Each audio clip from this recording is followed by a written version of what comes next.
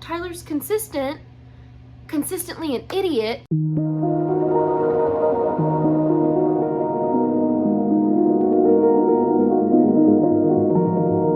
Hi guys, it's Sarah. Welcome back to another video here on my channel. I hope you guys are doing well. Happy Friday.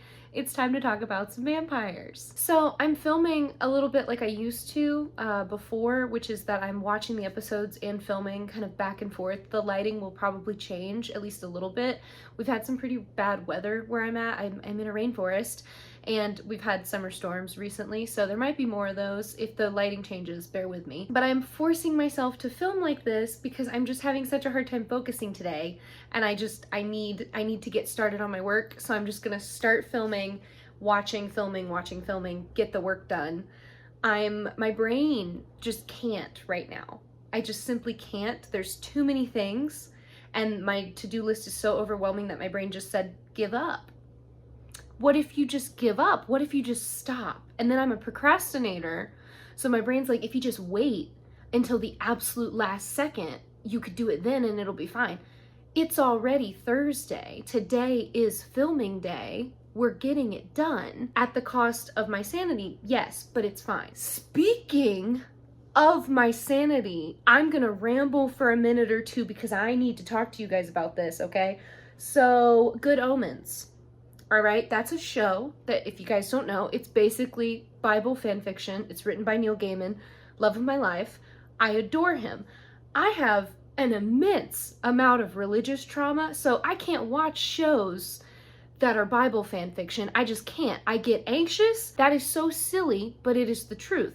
I'm working through that though, and I love David Tennant. So finally, I was like, it's time, we're watching Good Omens. I'm ready for that, okay? But up until this point, I know about Good Omens, okay? I see it. Everything I know about it has been thrust upon me without my intention to consume it, whether that's on Tumblr or TikTok or YouTube. It doesn't matter. I know about the show, okay? And this whole time, I've been like, oh, all right. So they're in love, right? That's the point. That sounds so interesting. I want to watch that so badly. Could not for the life of me figure out the plot from the handful of things that were thrown at me. But one thing I knew was that those two were in love, okay? If you guys know what happened on season 2, that just happened. At the time of me posting this, I think it's been like maybe 2 weeks or so, okay? The internet broke. And I was a part of that from the outside. I was like, oh no. And I decided now's the time. Now's the time. I have to see how we got to that. I have to know what happened there. I have to understand. And I started watching it, and oh dear God, the brain rot is so real. They are everything to me. They are everything to me. Did I need another morally gray man in my life? No. Did I need one that is literally a demon? No. But here we are, because I love David Tennant so much, and I knew, some part of me knew, that I couldn't touch this show with a 10-foot pole because there was no way that I could be normal about it. There was no way that I could be chill. The only thing that was going to come from it was me vibrating at a velocity at which I could break glass, okay, with my love for him. And I was right. I was right. Put him on the arm. I was right. I'm only 2 episodes in, and I can't think about anything else. And you know what? I am in a lot of pain. For those of you wondering, what's it like watching from season 1, knowing what happens in the last couple minutes of season 2? It's bad, okay? It's really bad. I thought I would be fine because I can spoil a movie and then go watch the movie and have no issue and be totally content and happy. No, now it's just infinitely more painful. I'm seeing everything through different eyes. It's so bad. But it's also so good. I love it so much. It's all I can think about. It's all I can think about. Drop your fan fictions down below. Drop anything. I don't care if it's season 1 or season 2. I don't really mind spoilers, as I just said. Drop them down below if you have them. Also, do you guys want me to talk about Good Omens? Do you watch Good Omens? Could we discuss it more here? Let me know. But for now, today, we're gonna get into episodes 13 through 15, and it's gonna get dark. So buckle up, buddies. It's not the most fun stuff we gotta talk about today, but we're gonna get through it together and it's gonna be fine. Let's go.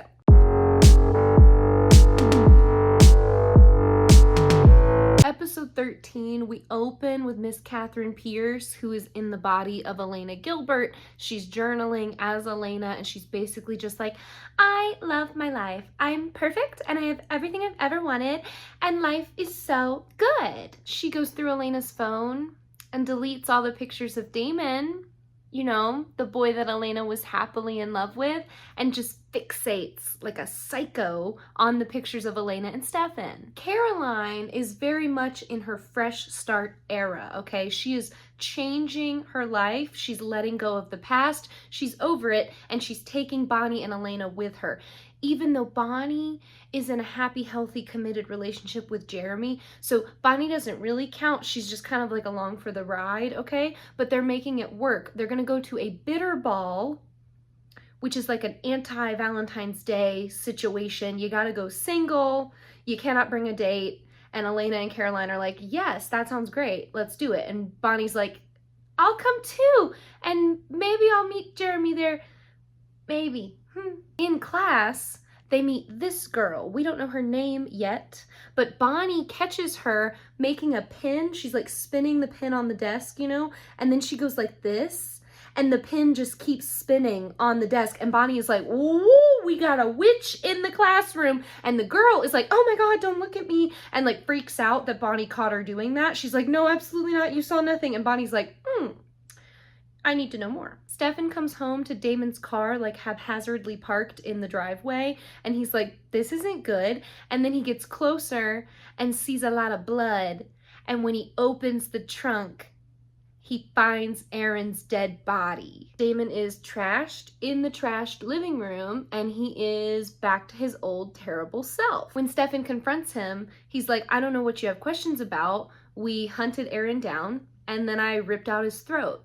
It's very simple. That's why there's a dead body outside. Enzo pops up and is like, oh, hello, Stefan. You're Damon's brother, right? Yeah, we met before. I don't know if you remember me. I'm Damon's best friend and murder partner. This whole killing spree was my idea. I thought it would cheer Damon up. They're planning to go after Maxfield now. That's going to be their next victim. Stefan tries to like reason with Damon, but Damon, much like Caroline, has entered a new era, and the new era for Damon is, I'm not in the mood to be saved. Stop trying. I'm not gonna lie to you, it's very attractive, but it's very dangerous for everyone involved, and we shouldn't support him. We should not support Damon's wrongs, okay? Because it's about to get really dark, but he do be looking good in this episode. He do be looking good. Stefan is like, okay, please, you're better than this. Just stop. And Damon is like, on the contrary, brother, I'm better like this.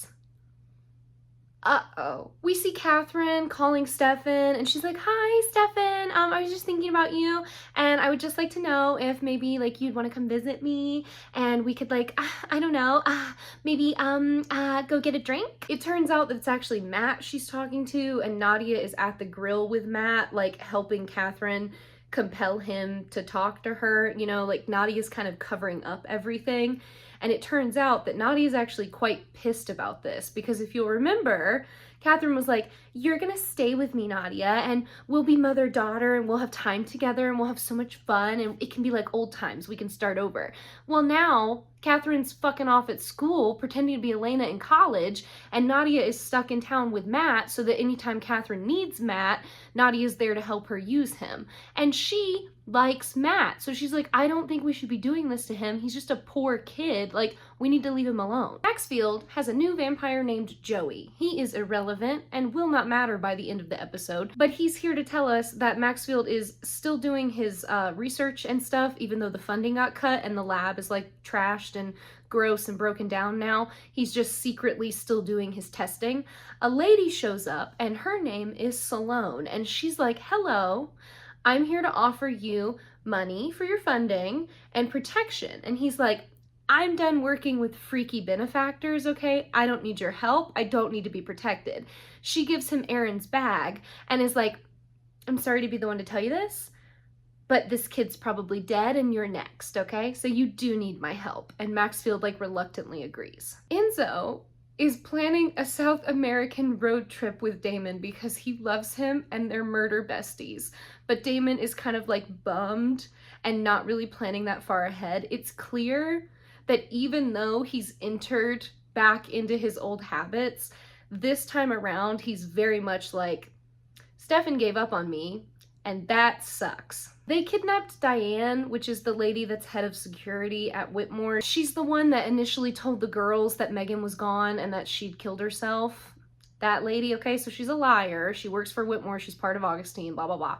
She's also a mom with several kids. She tries to appeal to their sympathies, but Damon and Enzo are not of that mind right now, okay? They could care less. They compel her to tell them what she knows about Maxfield. The answer is not much. And then they kill her because she's a loose end. So goodbye, Diane. Thank you for nothing. Stefan and Enzo get into an altercation, okay? He's basically just like, if you don't leave my brother alone, I will destroy you. I will kill you with my bare hands. You're a terrible influence.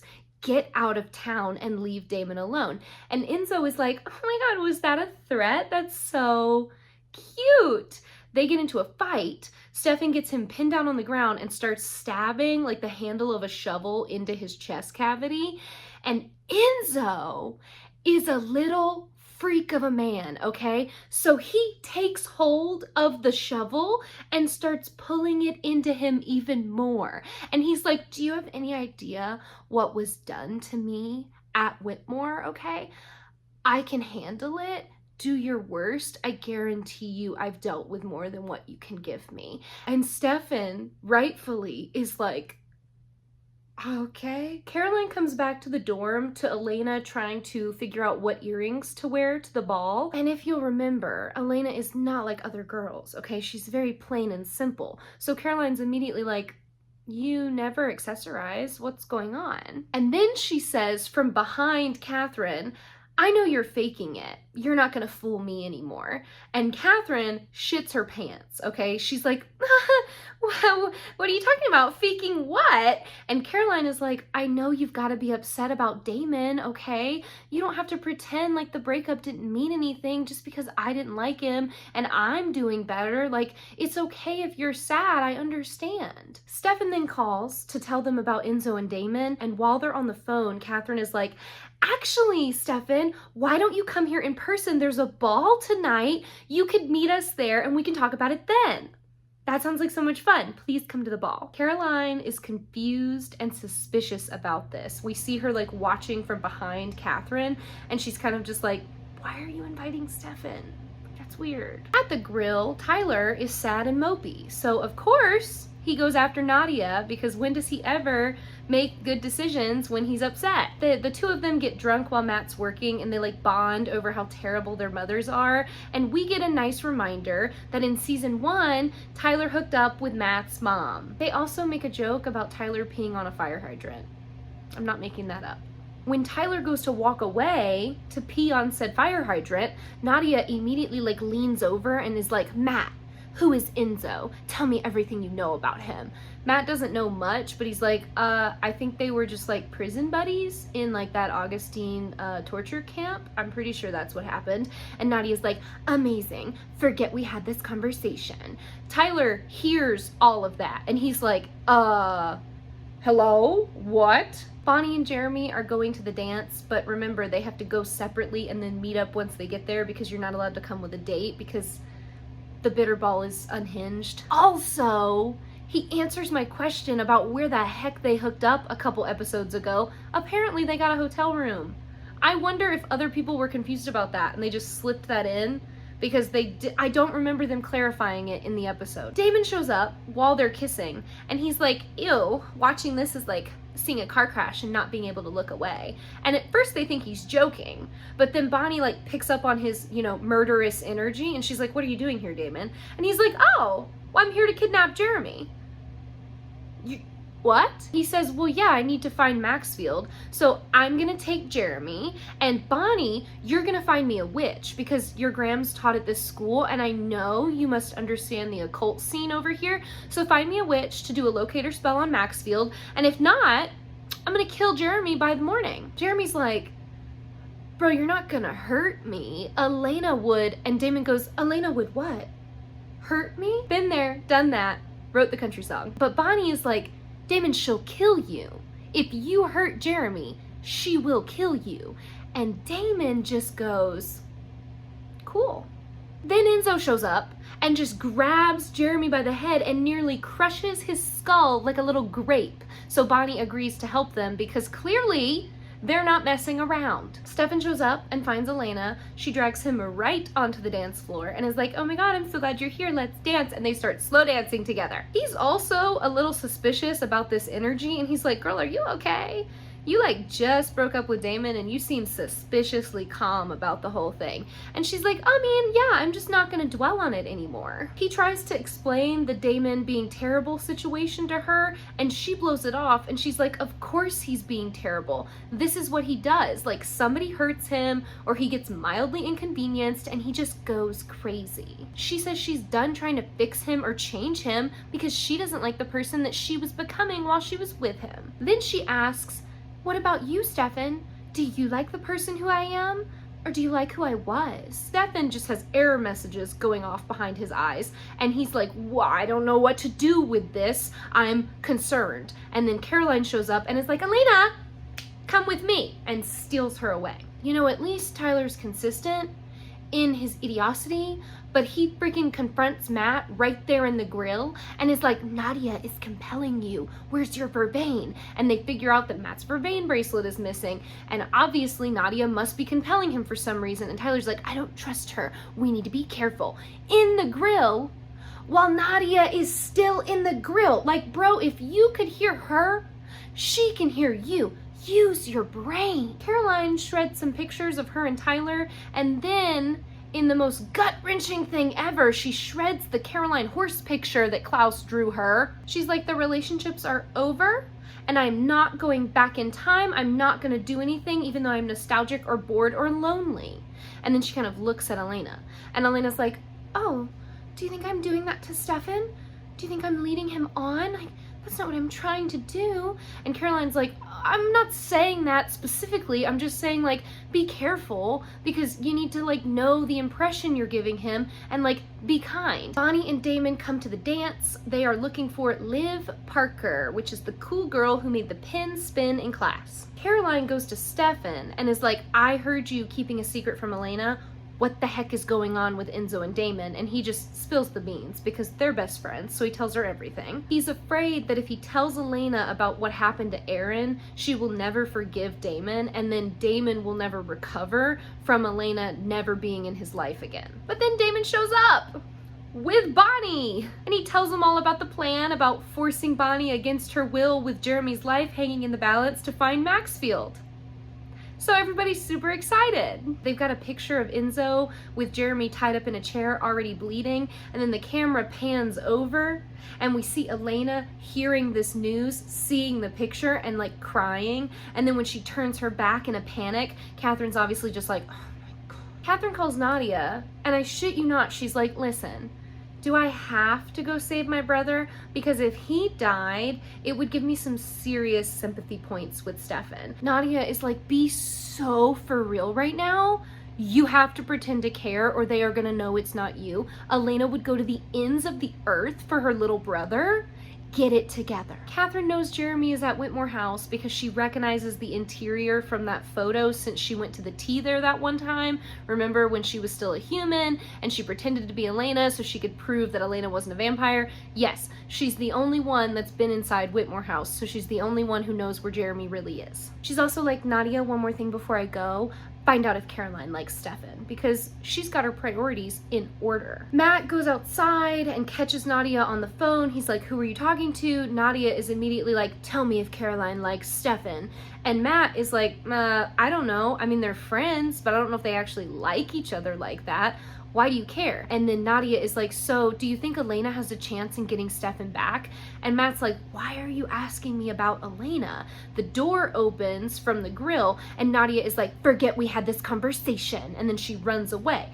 It's Tyler. He comes out and he's like, was I right? What's going on? And Matt is like, Tyler, you're not gonna believe what I have to tell you. And then Nadia shows up, snaps his neck, and is like, you're not gonna tell him anything. Elena's fake crying over the Jeremy situation, and it's so bad, okay? Somebody in the comments pointed out that Nina Dobrev crying is funny, and you're not wrong, but what's even better is Catherine pretending to be Elena, pretending to cry the way Elena cries. Oh my God, it's so ridiculous. They hug because she's like, oh my God, Stefan, please, you have to help me save him. And then when they hug, she's like, God, like rolling her eyes behind his back, and Stefan's just holding her, and Stefan is a little uncomfy with it. Like, it's not like he's like excited to be holding Elena. He's kind of just like, yes, okay, this isn't awkward for me. They're there. Sorrows, prayers. Bonnie goes to Liv, who is like an event staff person at the Bitter Ball,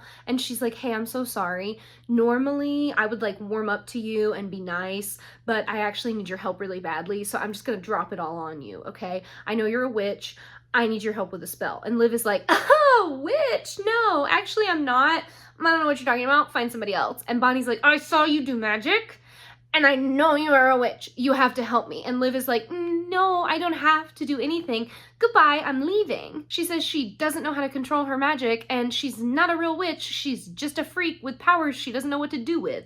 She tries to leave, and then Caroline shows up and growls at her and is like, you're gonna help my friend. Do I need to say it slower? So Liv is, to put it lightly, freaking out, because now, like, not only is magic real, but vampires are real. And she's wrapping her little witchy brain around all of that while Bonnie is walking her through a very complicated locator spell that Liv has never done before. Liv is powerful, okay? She like explodes the room a little bit. That scares her even more because she's hurt people with her magic before, which is why she doesn't use it. Bonnie tells her, it's okay. I've done that too. I can help you learn how to control it. We can get through this together, but you have to keep trying because my boyfriend is going to be murdered at any moment, okay? So I need you to get it together and do this spell correctly. Back at the house, Enzo is heating up a fire poker to stab Jeremy with. Jeremy tries to talk him out of it and, like, you know, sympathize with him and be a friend, and Enzo is having none of it, and he puts a plastic bag over Jeremy's head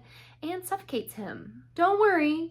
Stefan and Elena get to Jeremy in the nick of time, okay? So Stefan starts attacking Enzo, and then Elena is on the floor with Jeremy, and she's forced to give him CPR, and she's freaking out about it because she's like, ew, disgusting. I don't want to do this. Ugh, gross. Behind them across the room, Stefan and Enzo are just brawling, breaking furniture, throwing each other across the room, the whole 9 yards. It's a very funny shot aesthetically because you're just like watching Catherine fake freak out over Jeremy's dead body, and then in the background Stefan and Enzo are just like flying back and forth across the room. Jeremy wakes up.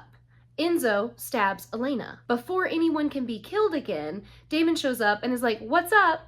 Maxfield's in Richmond, let's go. And Enzo's like, oh yeah, no problem, glad we're done here, I'll drive. As they go to leave, Stefan is like, Damon, don't bother coming back. Damon looks at Elena and looks at Stefan and is like, I wasn't planning on it. Catherine starts to smile as he walks away. Tyler wakes up and is like, where did that bitch go? I'm going to kill her. Matt is like, I'm so sorry. It was just a misunderstanding. Like, yes, Nadia was compelling me, but she was just compelling me because she wanted to talk about Catherine, and she knew that I didn't like Catherine, and she doesn't have any other friends here. So she was just compelling me so that we could talk about our moms together. That's all it was. You just misunderstood. Tyler is like, okay, whatever, this place is full of freaks, I'm leaving. And he like storms back inside the grill. Matt gets into the car with Nadia and is like, I handled it. She's like, you better hope he believes it, because otherwise I'm gonna have to kill both of you.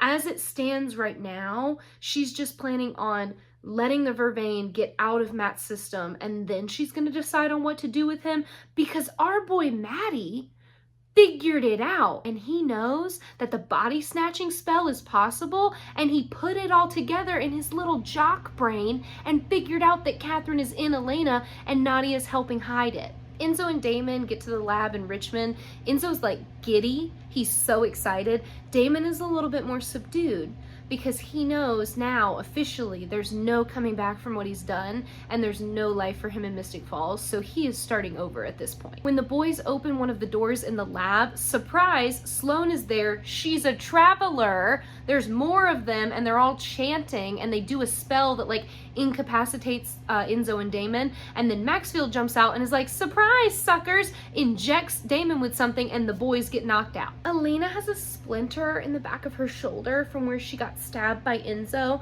and she's like, Stefan, could you help me get it out? And then she like pulls her sleeve down and like fixes her hair and just shows him the back of her shoulder, and he's standing there kind of like, yeah, okay, sure, no problem. And he's very uncomfy and weirded out by the whole situation. While he's working, she's like, I think I figured out what you want to tell me. Aaron's dead, isn't he? And Damon killed him. She knows this because when they went to Whitmore, they were able to get inside without the owner being present, and the owner of the house was Aaron. Stefan's like, yeah, that is what happened. And she's like, why didn't you tell me? Why did you keep that from me? I didn't think we lied to each other. He says that the truth of the whole situation is that from the moment she started falling for Damon, he was waiting for Damon to mess up so badly that she would hate him. But that never happened, and then he just quit waiting because he loved this version of Damon that was coming from their relationship, and the fact that Damon always protected her and he was always there for her and he was just becoming a better man. Stefan didn't want to lose that. She's like, Stefan, he threatened Jeremy. I'll never be able to come back for that. But if you still believe that we can save him, then I'll help you. But not for me and not for him. For you, Stefan. I'll do it for you. They get all close and she holds his face in her hands, and they hug. And then Caroline walks in and thankfully ruins the moment. Damon wakes up in the lab with Enzo, and Enzo is concerned, okay? He's like, what did he inject you with? What's going on? What happened? And Damon is like, I sure hope it wasn't that freaking vampire cannibal juice, because we're screwed. It's gonna make some problems for us if that's what he did. They hear movement and go to investigate. They get separated.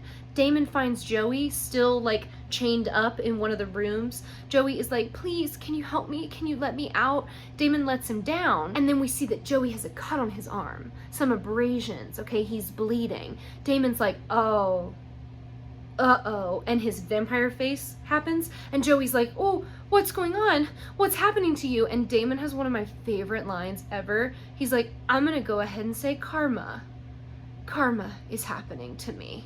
And then he just attacks Joey, and Enzo comes in behind him and is like, Damon, stop. Damon cannot stop, okay? He rips Joey's head off because now he's a vampire ripper, and then he turns around to face Enzo and he's just covered in blood and looking like a freaking crazy person, and Enzo is like, okay, I can see how this could maybe present some problems for me and you. Yeah. Say what you want about Enzo, but he does not turn his back on his homies, okay? He is down to stay and help Damon through this. They're gonna weather the storm together.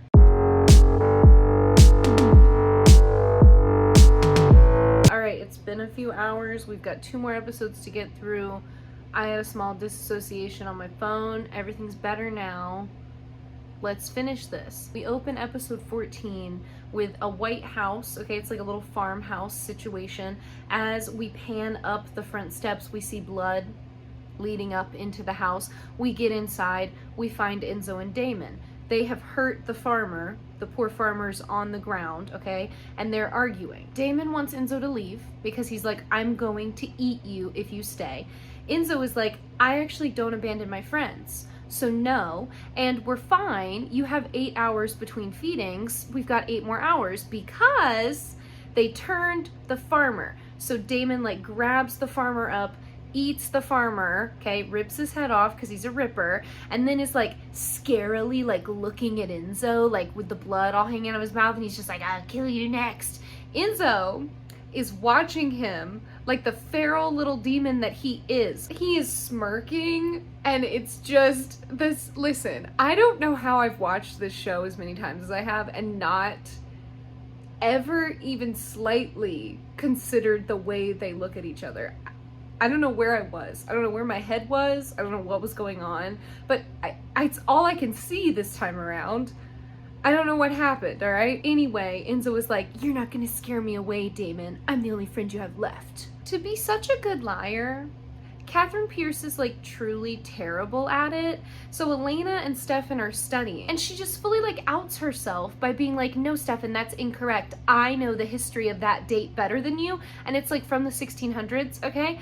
And he's just like, no, it says it right here in the textbook." And she like insists and is just like, "No, but I'm right." And then he's suspicious, and she has to be like, "I wrote a paper about it a few years ago."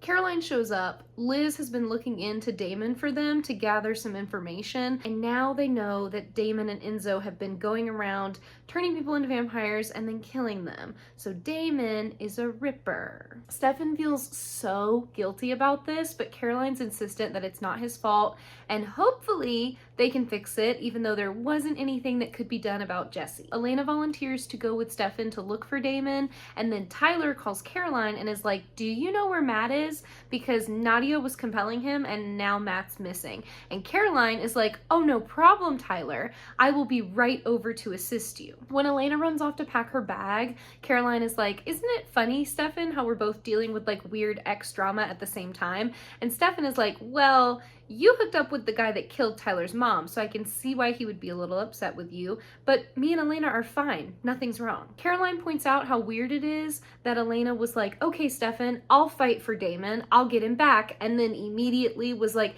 "Actually, just kidding. Damon sucks. I'm over him." Stefan is like, "Well, whatever's going on with her, we're about to be alone for 12 hours, so hopefully I can get it out of her and I'll figure it out." Catherine calls Nadia and is like, "What is going on with Matt? Why are they all looking for him?" Nadia has to tell her, "Sorry, he found out about you." Catherine's immediately like, "Okay, so kill him." But Nadia doesn't want to do that, and she's like, "I'm handling it," and her plan is still to just get the vervain out of Matt and then compel away his memories. Enzo and Damon go to leave to go to New York, and then as they're trying to leave the house, Maxfield and the Travelers show up, and the Travelers spell them into the house, okay? So now Enzo and Damon can't leave, and Enzo has just become Damon's only source of food. Maxfield is basically just running another experiment now that Damon is like patient zero in his grand plan. When they start traveling, Stefan points out to Elena that it is a little weird that she's never shut Damon out so completely before, and so he's just a little concerned about why she's like so set on never forgiving him all of a sudden. She insists that she just wants off the roller coaster that is like trusting Damon. She's just sick of like the whiplash of sometimes him being good and other times him lashing out and being terrible. When he goes inside the gas station that they're stopped at to get a snack for the two of them, she rips out a hose in the back of his car to like cause car trouble. Damon throws a temper tantrum to try to break out of the house. He is shattering windows left and right, trying to find an escape route. There is not one. Enzo is shockingly calm. This photo of our boy Enzo is from this episode. He's just relaxing in a chair, trying not to freak out. Damon is like, "You're always such a soldier, aren't you? You're always so calm." And Enzo's like, "Yes, well, hopefully I'm gonna get us out of this with my calm, unpanicked demeanor." Enzo wants to call Stefan or Elena because he's like, "You have people that will help us." And Damon is like, "No, I'm too far gone. They're not going to come for us. They're not going to help." And Enzo's like, "Or they will come and you're worried about hurting them more than you're worried about losing me." Damon's like, "I'm not going to hurt you. We will find another way." But it's looking pretty damn bleak, y'all. Tyler and Caroline have a very awkward conversation on the couch. All of a sudden, Matt comes back, and then Nadia like comes in behind him and is like, "Oh, I'm sorry. I thought you said they weren't gonna be here." And Matt's like, "Oh, no problem. Come on inside, Nadia." He invites her into the safe house, and they're basically trying to imply to Tyler and Caroline that they've just been off together, secretly hooking up and like having a little weekend adventure. Stefan checks out the car and he's like holding like part of the engine, like a big hose, and he's like, "I Don't know how this broke off. Here, Elena, please hold it. Be careful, there's grease on it. Catherine, being Catherine, is like, oh, there's grease on it? Okay. She just shoves it all over her shirt, then gets it on her hands and like touches her face. So now she's covered in grease. And Stefan's like, you weren't even a little bit careful. What the heck were you doing? And she's like, sorry, I saw a hotel. Should we go like try to get a room and like get cleaned up? Like you have grease on your hands. Like we should go get cleaned up, right? And he's like, yeah, no, I'll just stay here with the car. And she's like, Stefan, come on, don't you have a phone? They can call you when the car is ready. Get my bag. And then she like struts off and Stefan's very conflicted, but he follows her. Matt explains that he was upset about what had happened, so he was going to leave town for a little bit, and then on his way out, he found Nadia, and Nadia was apologetic because she does care about Matt, and she feels so bad for hurting Tyler, so they apologized to each other, and then they made up and decided to go on a little adventure. Caroline thinks Nadia is lying and compelling him, but Matt is like, no, I'm not lying at all, okay, Caroline? Like, I'm telling the truth. I like Nadia. I wanted to be with her. Nadia is a mean girl and Catherine's daughter, so she makes it personal by being like, I don't know why you're so upset, Caroline. It's not like you don't also have a questionable history with people. Like, did you or did you not sleep with the guy that murdered Tyler's mom? And then Tyler is there, and Tyler's like, yeah, I am way too sober to have this conversation. So he goes to leave. Caroline follows him and is like, you can't seriously believe her, right? Like, she's making this up. And Tyler's like, I don't know, Caroline. Matt did spend a whole summer sleeping with Rebecca across Europe. Maybe he's just got questionable taste in women. At the hotel, Stefan says that things with Damon are pretty bad, and he knows that, but he ultimately believes that they're gonna get him back because Damon's not actually a lost cause. He says that he knows exactly what Damon's feeling because when he was the one that Elena was in love with, he felt like he could do anything, he was on top of the world, and when they broke up, and that like love vacuum was taken away, he was distraught and broken, and he was just like a menace to society. So it makes sense that Damon, being Damon, has taken that to even more extremes and is being truly the worst ever, but he thinks he can be fixed. Back at the farmer's house, Enzo has found some chains that he plans to tie Damon up with so that hopefully they can keep him locked in a chair and he won't rip Enzo's head off. But Damon is like very bleak at this point. He's reached like full disassociation mode and he's like, there's no other way for it, Enzo. Either I kill you or you kill me.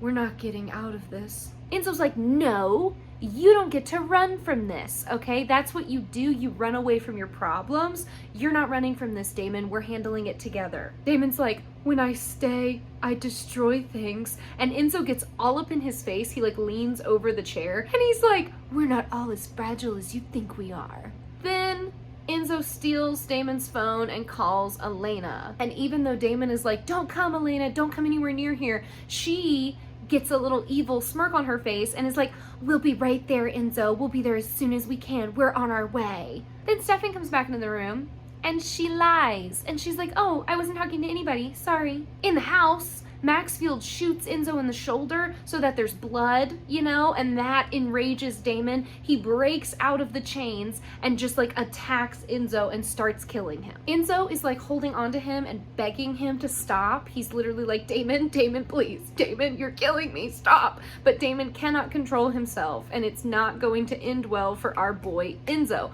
And then the travelers get involved and all of a sudden Damon like rips away from Enzo and starts like choking on his blood.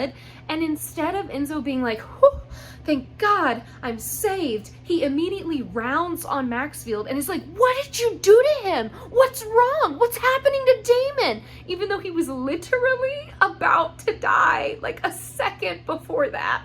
Maxfield is like, oh, the travelers just turned your blood to sulfuric acid. Damon was burning and choking on it. Sorry. Also, Enzo, I need you to do another job for me. Head on out, or you can stay here with your cannibal bestie and see if he eats you. Enzo doesn't want to go, but Damon insists and is like, get out of here, run. We get another Nina in the shower scene. This one is pretty iconic because our man Stefan is fighting for his life, okay?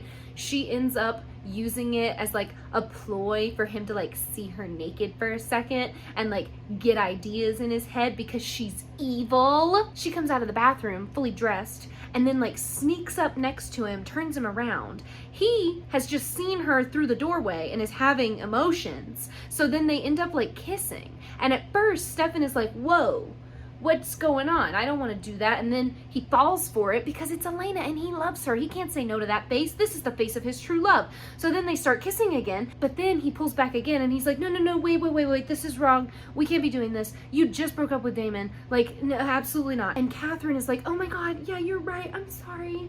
I shouldn't have done that. Like, you go finish up, get the car, and I'll pack her bags. Okay, I'll get our stuff ready. Then when Stefan leaves, Catherine's like, I'm an evil genius. And she's smiling and like smirking to herself and she's so happy. Catherine calls Nadia to fill her in on what she knows about Damon. And she's like, so I have a question for you.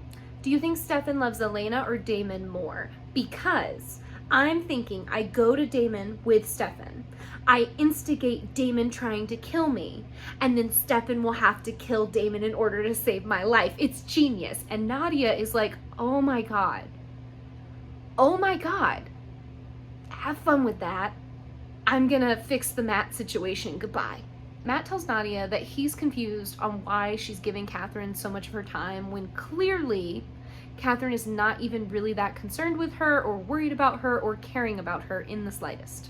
Nadia brushes it off, but Matt is like, no, I know this behavior. My mom is the exact same way. Like, we can't just keep letting them treat us badly and then being like, oh my God, why do they treat us badly? Why do we always let them back in? And Nadia is like, we let them back in because they're our moms and we can't say no to them. Then she bites his wrist to ensure that he's no longer on Vervain and then says that their fun is over when she realizes he's all clean.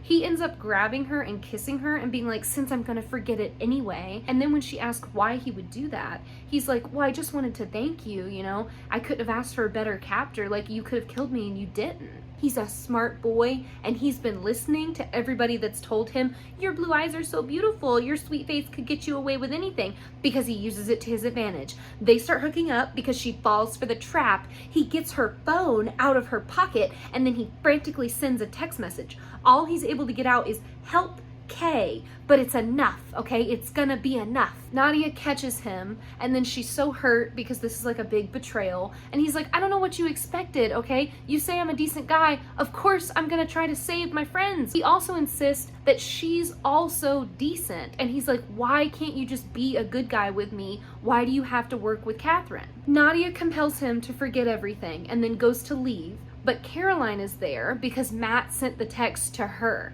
So she's like, what exactly does help K mean? And Matt's like, I have no idea. I don't remember doing that. And Caroline's like, oh, because she compelled you again. The girls get into a fight and then Tyler interrupts before Nadia can kill Catherine. And while Tyler and Nadia fight, Tyler bites her. Matt is left so confused by this. Like, poor human Maddie, okay? Y'all can hate him all you want. He goes through it. Damon is still inside the farmer's house, only now he's alone and he's being all melancholy and sad. Elena shows up and he like senses her presence behind him before he turns to see her. She tries to come inside and he's like, no, don't do that. And he freaks out and keeps her back. He is so sad and so pitiful. He's got the energy of like a wet rat right now. He's like, please just leave. Don't come inside. You can't help me. I did this to myself. It's my own fault. Leave me alone. Stefan's like, Damon, we're not afraid of you. We're not going anywhere. And then because Catherine is the worst, she just steps inside the house and she's like, I'm not afraid of you either, Damon. Our boy panics and starts trying to shove her back out the door, but he can't get her out. She says, doesn't he see what she's doing? She's proving that he's not a lost cause. And then Stefan comes inside too. So this is literally Damon's nightmare. This is everything he didn't want. Catherine can't let this be enough. She cuts her hand and then walks over to Damon and is just like, see, Damon, you can fight it. You don't have to bite me. You love me too much to bite me, don't you, Damon? Turn around and look at me. Look at my bleeding hand. Don't you love me too much to bite me? But he's sick and he can't control himself. So when he turns around, he attacks her. And do you know what Elena Gilbert does? She kicks a stake towards Stefan and Stefan sees it and is like, girl, I'm not killing my brother. So he picks up a shard of glass, cuts his own hand and is like, Damon, here boy, come on, bite me instead. Drink from me instead. Damon lets go of Elena, so she's not dead. He turns towards Stefan, and really quickly, before anything else can happen, Stefan snaps Damon's neck. Caroline and Tyler are trying to figure things out together, but Matt has no memories, so he is now useless once more. Tyler apologizes here for how mean he was to her. He's like, I know I had my reasons, but it wasn't an excuse, and I'm sorry. She says she forgives him, and she just wants to work to a place where they can be good together again. He says, here's the thing, you slept with my mortal enemy, okay, the man who killed my mom. I don't think I can come back from that. I don't think we can ever be good again.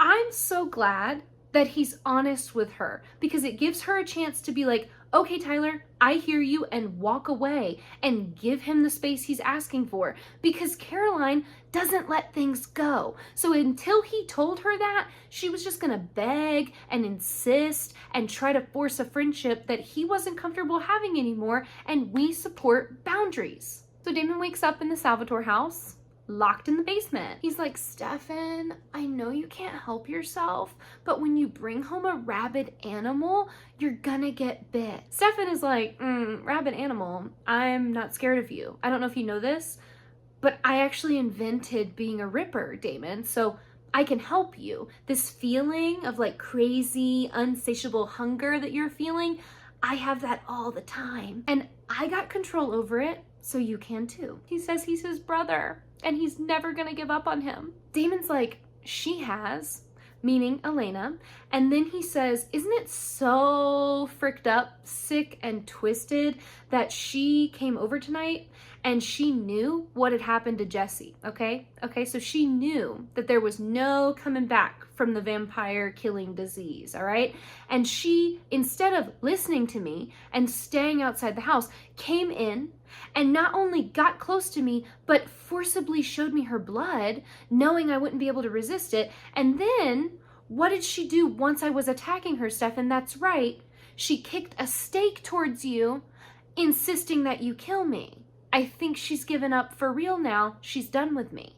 Stefan's like, no, that can't be right, Damon. She's just upset. Catherine meets up with Nadia. She fills her in on everything that's happened, and it's very, very clear to all of us, including Nadia, that Catherine does not care about her, and Matt was right. She's only worried about Stefan. She even says to Nadia, I'm in a really good mood right now, so I don't have it in me to pretend to be worried about whatever it is that's bothering you.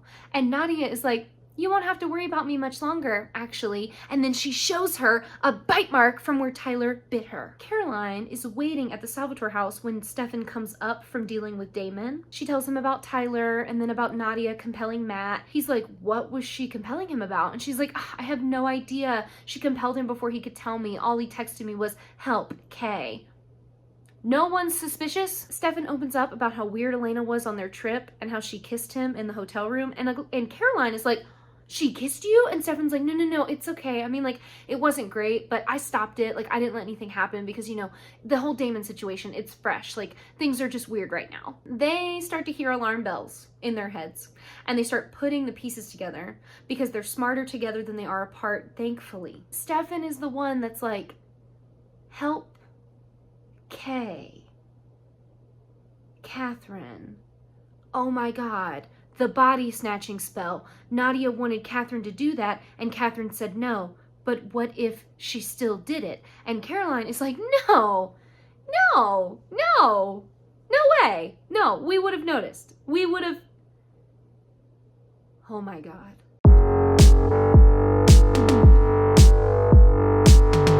We open with a Nadia flashback. She's back in Europe looking for her mother. We can assume this is like when she started her search. She's trying to figure out why Catherine abandoned her. Then we cut to Nadia in the present, getting feverish, dealing with the hallucinations of the werewolf bite.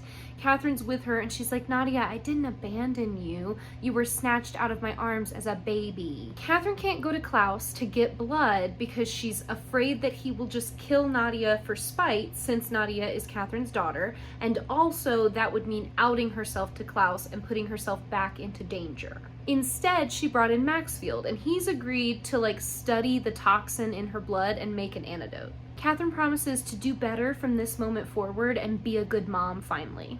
Damon's response to Stefan telling him everything is just to like blankly stare at the wall and go, uh-huh, she's brilliant.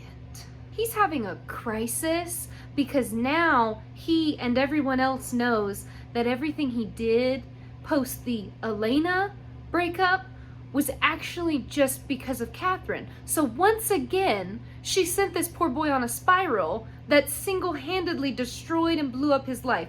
Yes, he made his own decisions, but she orchestrated it because she is evil. We cut to Matt and Tyler, who are also incredibly confused. Caroline's explaining it to them, and remember, Matt had his memory wiped, so he's even more confused than everybody else. Jeremy and Bonnie are also shook. Jeremy's like, she saved my life though, and Bonnie's like, she had to. If she wouldn't have saved you, it would have blown her cover and we would have known. So now that everyone's caught up, Stefan tells the gang that he's like, we still have the traveler knife.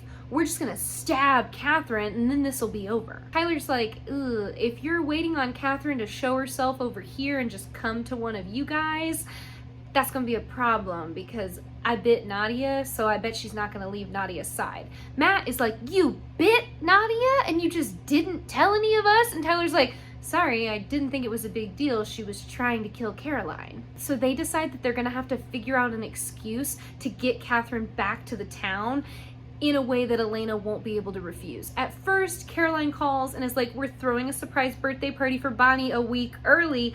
I need you to come help me set up. But Catherine's smart and she's like, I can't come, I'm so sorry. I'm making the funeral arrangements for Aaron because, you know, Damon killed him and I feel really guilty about it, so I'm taking it on for myself. Caroline's like, that's amazing, thank you, and gets off the phone. Then Bonnie calls and is like, I just really want like a day with you. Like, I'm really tired. I've really been going through it. Could we maybe get coffee? And Catherine's like, oh my God, that's so funny that you want to hang out and need a rest day because I'm like at the spa right now buying your surprise birthday spa trip. I can't come, sorry. So she gets out of that one too. She turns to Nadia and is like, why is everyone being so damn clingy today? What's going on? Stefan brings Damon some blood. They've figured out that if Damon has 4 ounces of blood 3 times a day, he'll be fine, but he also won't be too strong and be able to break out. Stefan goes to call Catherine to be the one to like insist she come back, which should have been the plan the whole time, okay? He should have started this whole situation. But before he can do that, Elena calls Damon. So they talk and she's like, now that the dust has settled, I just kind of want to talk about everything that happened and I just want to see you. Can we talk in person? Damon, being an idiot, is like, oh my God, of course. Come right now, Elena. We'll talk when you get here. Catherine turns to Nadia and is like, so Damon just tried to kill Elena less than 24 hours ago. There's no way he would let her back close to him again unless they know that it's me. And Nadia's like, oh my God, they know that it's you. At the same time, the boys are also having that realization where they're like, wow, that was so easy. She just agreed to come, no problem. And Damon's like, oh, because it was a trap. It was a trap and I fell for it. She knows. We see Nadia again in another flashback. She's still hunting down Catherine. She's piecing things together a little bit. At this point, she knows that Catherine kills people, and she's like, I want to know what kind of woman my mother is. Nadia wakes up again, and this time she's in a church. Catherine brought her somewhere so that she could keep her safe while Maxfield works. Nadia wants Catherine to run before the others catch her, but Catherine's like, I'm not leaving you. Like, once this is over, we're running away together. Damon suggests doing a locator spell with Liv to find Catherine, and that way they can hunt her down and they don't have to wait for her to come to them. So Bonnie goes looking for Liv again. This time she brings Jeremy with her. They like drop all the bombs on Liv, and Liv agrees because she's very flirty with Jeremy. She also just seems like a little bit excited and overwhelmed by all the craziness of their life, like she can't get enough of it. Tyler is left behind to watch over Damon while he's locked in the little downstairs basement area, and Damon, being Damon, knows all the buttons to push to make Tyler lash out and they get in a fight. Damon basically teases him about like staying in town, hoping that Caroline will like get back together with him and they can work things out. But he points out that the difference between them is that Elena has never turned her back on Damon and she's always fighting for him and trying to make things work, whereas Caroline saw what happened with Tyler and took the nuclear option, and she slept with Klaus because she knew it was going to be like an end-all be-all. Tyler was never going to take her back after she did that. Tyler rises to the bait because he's nothing if not a stupid teenage boy. He goes running into the room, he starts getting in Damon's face, and he's like, "You don't know anything about me, you're wrong."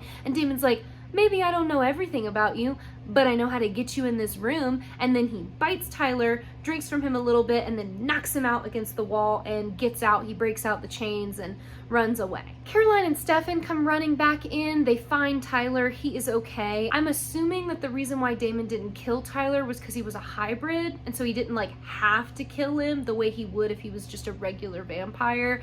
So Tyler's fine, and he wakes up and tells them that Damon went after Maxfield. Things get weird when Liv does the spell to locate Catherine. She gets all flirty with Jeremy. She's holding his hand and like rubbing on his palm and trying to like talk about his pretty eyes and wondering if they look the same as Elena's. Bonnie is like, "Can you cool it? What is going on?" Jeremy's just kind of like along for the ride, laughing it off because he loves Bonnie and he's not worried about anything, but Bonnie is like very jealous, and I think Jeremy probably also likes that too because he's also a dumb teenage boy. But Liv is able to find Catherine. She says, I think she's in a church. Catherine at that same moment is leaving the church to go find Maxfield and tell him to hurry up. Nadia begs her to be careful because everybody's looking for her. We cut to Maxfield with a little needle injection of like dark amber liquid that looks like the werewolf venom. Damon shows up asking for a cure, and Maxfield's like, "I don't even know what you're so upset about. You used to kill innocent people, now you kill vampires. You're still a murderer either way. I didn't make you like this, Damon. You already were like this. I just held up a mirror so you could see it for yourself." Then before he can inject him with that little weird vial that he had, Damon grabs him and starts tormenting him. He's like, "It's my turn to play doctor," and then he cuts out his eye. Nadia's having more memory flashes, this time one of her with Matt while they were traveling with Rebecca. This is the night that she took the earrings and the ring. We find out that she actually told Matt everything about Catherine being her mom, and when she found out that Matt knew Catherine, that was her reason for like wanting to go back to Mystic Falls in the first place. So if she'd never met Matt, if Matt wouldn't have been with Rebecca, she probably never would have found Catherine. Catherine makes it to the lab to find Wes and instead finds his mutilated body. Yikes. Her phone rings and it's Nadia calling, but when she answers, it's actually Stefan. He says he kidnapped Nadia and brought her back to the Salvatore house. Nadia tells Catherine to run away, but Stefan's like, "Sure, you can run, Catherine. Or you can come see your daughter one more time before she dies." Matt sits with Nadia while she's dying because she's in those like final throes of all the fever and the visions and stuff. Nadia ends up hallucinating that Matt is actually Gregor. She tells him she's so sorry for what happened to him and everything she did for her mom, and she hopes he can forgive her, and he gives her his forgiveness. The gang comes in and gathers around Nadia while she's dying so she doesn't have to die alone. Nadia asks if it's gonna hurt when she dies, and Bonnie's like, "You're not gonna feel any pain," and she explains to her how she's gonna cross over and Bonnie will be there with her and it'll all be okay. The door bursts open and Catherine comes in. Nadia is so happy and also so sad that Catherine came back to her. Catherine apologizes for being too much of a wimp to go after Klaus and get his blood, and also for being too late and not having a way to save her. In the end, Nadia is so far gone that she can't tell that she's talking to Catherine. She's like too stuck in the memories. She says, "I'm looking for my mother. She is a liar. She's a murderer. She manipulates. She betrays. She will do anything to survive." This like breaks Catherine, and she apologizes apologizes for being such a shit mom and for never giving Nadia what she deserved. So then she goes into Nadia's mind and gives her like a perfect day where Nadia is like a little girl and she gets to be with Catherine in their home together in Bulgaria. She had like a perfect day playing outside, and then she came home and Catherine had dinner with her and put her to bed. And the last words she says to her are, "Good night, Nadia. Sleep well." Nadia dies, and it's one of the most peaceful deaths in the whole series. She literally dies with a smile on her face, okay? And then, to make it even worse, Catherine says, "Your mother loves you," after Nadia is gone, but Nadia's ghost pops up, so she still gets to hear her say that. Then we have a sweet moment where like Nadia and Bonnie are interacting. There's no words said, but Nadia extends her hand, Bonnie takes it, and then Bonnie has to like hold in those sounds because even though Catherine sucks, they don't want her to hear that happening. So she like tries to be as quiet as possible, and it's really emotional and powerful. It's just a good sequence of scenes. Catherine gently closes Nadia's eyes and promptly ruins the mood by standing up to face the group. She tries to run, but Damon's at the door, and he's like, I don't think so. So now Catherine's cornered inside the house. She starts villain monologuing about who finally gets to kill her. She goes person to person and is like, "Tyler ruined your life. You would want to kill me, wouldn't you? Caroline didn't really ruin your life, actually made your life better. Matt, I love you so much. You're like my favorite one night stand that didn't happen." And Matt's like, "Okay, thanks. I love being sexualized." Damon has nothing to say to her. He's like, "We already did this once. I'm not wasting my breath on you again." She goes in on him and is like, "I have things to say to you. I'm sorry that you blame me. I'm sorry that you think I ruined your life, when actually I made you who you are, okay? I gave your life passion and drive and emotion and love. I'm sorry that you screwed it up all because I'm the one that taught you how to love." He just kind of like looks her up and down and is like, "I'll see you in hell, Catherine." She turns to Stefan last and she's like, "I always wondered what it would be like to be loved by you. You have to admit, for one moment, the feelings you felt for me were real. This role, playing Elena, has been the role of a lifetime." And then she kisses him. Don't worry though, in the end, Stefan is the one that stabs her. So she kisses him and then he's immediately like, "Argh," and just stabs her in the chest. She stumbles away from him, goes over to the couch, falls down, and they all watch as she finally die. And then her eyes flash to black and she passes out on Nadia's body. We cut to Matt a little while later, still sitting with Nadia. Jeremy comes in and is like, "Stefan says we need to go take her to the woods and bury her." Matt is like, "Screw that, she deserves better." And he scoops Nadia up and refuses help and leaves with her. Damon and Stefan are with Elena waiting for her to wake up. Stefan asks what Damon's gonna do, and Damon's like, "Well, I have about 4 hours until I start trying to eat the next one of you. So I'm just gonna wait for her to wake up, and then I'm gonna tell her everything I did and how much I screwed up, and I'm gonna hope that she can forgive me once she's her again." He doesn't want to be like Catherine and end up all alone when he dies. Caroline and Tyler talk, and she admits that she feels kind of bad about what happened to Catherine, and he's like, "Well, yeah, you always end up seeing the good in people." And she goes, "You mean like how I see the good in Klaus?" And he's like, "Your words, not mine." And they get into another fight. She points out that he bit Nadia and she died and no one cares. And Tyler is like, "Well, maybe people just expect more from you, Caroline." And she's like, "That's ridiculous, okay? I'm a vampire just like everybody else. I have the same urges that I fight. I have the same demons that I'm dealing with, and I should be able to make mistakes." And she just goes off on him. And like, okay, listen, on one hand, I get it, but also I don't like this scene because what was the point of the other one where he set a boundary and very kindly said, "I don't think I can forgive you for this. I don't see us being friends again." And she said, "Okay, I understand." Then we move forward and she once again brings up Klaus. She didn't have to say that. She didn't have to be like, "You mean I see the good in Klaus?" She brought it up again after he told her he didn't want to talk about it anymore. And then when he gets mad, she gets more mad and they get into a fight. I just thought it was dumb. I don't like it. We cut to Bonnie in the church lighting a candle for her dad.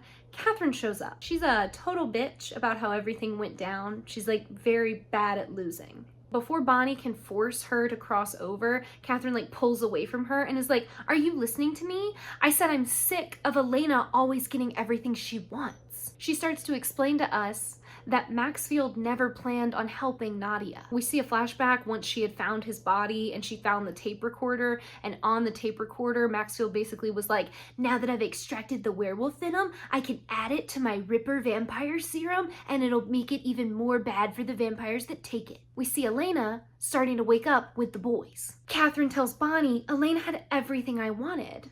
Until now. Then we see her take that injection with the scary amber liquid and shoot it into Elena. Elena opens her eyes and smiles at Damon. She's super happy to see him and Stefan. As she sits up, she finds the freaking like needle injection in her coat pocket. Catherine is just the freaking worst and so stupid. She looks Bonnie in the eyes and goes, if I can't have Stefan, no one can. She didn't want Stefan. Oh my God. She was literally dating Damon and you broke them up. Oh my God. So then Catherine goes, okay, now I'm ready. And she takes Bonnie's hands and nothing happens. She like shoves her hands on Bonnie's shoulders. Nothing happens. She's like, Bonnie, why aren't you letting me cross over? What's going on? Bonnie's like, I don't know, Catherine. I don't make the rules. I'm not the one who decides these things.